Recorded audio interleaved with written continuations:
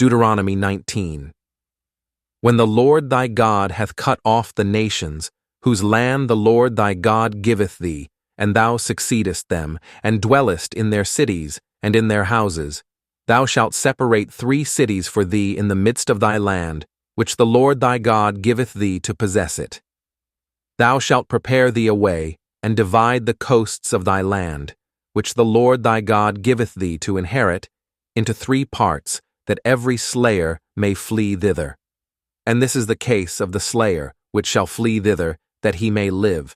Whoso killeth his neighbor ignorantly, whom he hated not in time past, as when a man goeth into the wood with his neighbor to hew wood, and his hand fetcheth a stroke with the axe to cut down the tree, and the head slippeth from the helve, and lighteth upon his neighbor, that he die. He shall flee unto one of those cities, and live, lest the avenger of the blood pursue the slayer, while his heart is hot, and overtake him, because the way is long, and slay him. Whereas he was not worthy of death, inasmuch as he hated him not in time past. Wherefore I command thee, saying, Thou shalt separate 3 cities for thee, and if the Lord thy God enlarge thy coast, as he hath sworn unto thy fathers, and give thee all the land which he promised to give unto thy fathers, if thou shalt keep all these commandments to do them, which I command thee this day, to love the Lord thy God, and to walk ever in his ways, then shalt thou add 3 cities more for thee, beside these 3, that innocent blood be not shed in thy land, which the Lord thy God giveth thee for an inheritance, and so blood be upon thee.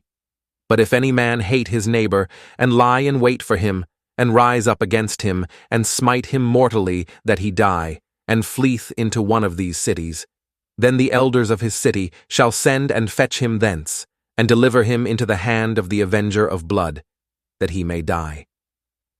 Thine eye shall not pity him, but thou shalt put away the guilt of innocent blood from Israel, that it may go well with thee. Thou shalt not remove thy neighbor's landmark, which they of old time have set in thine inheritance, which thou shalt inherit in the land that the Lord thy God giveth thee to possess it. One witness shall not rise up against a man for any iniquity, or for any sin, in any sin that he sinneth. At the mouth of 2 witnesses, or at the mouth of 3 witnesses, shall the matter be established.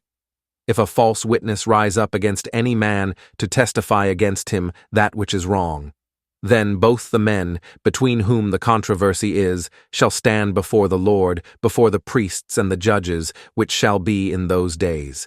And the judges shall make diligent inquisition. And behold, if the witness be a false witness, and hath testified falsely against his brother, then shall ye do unto him as he had thought to have done unto his brother. So shalt thou put the evil away from among you. And those which remain shall hear and fear, and shall henceforth commit no more any such evil among you.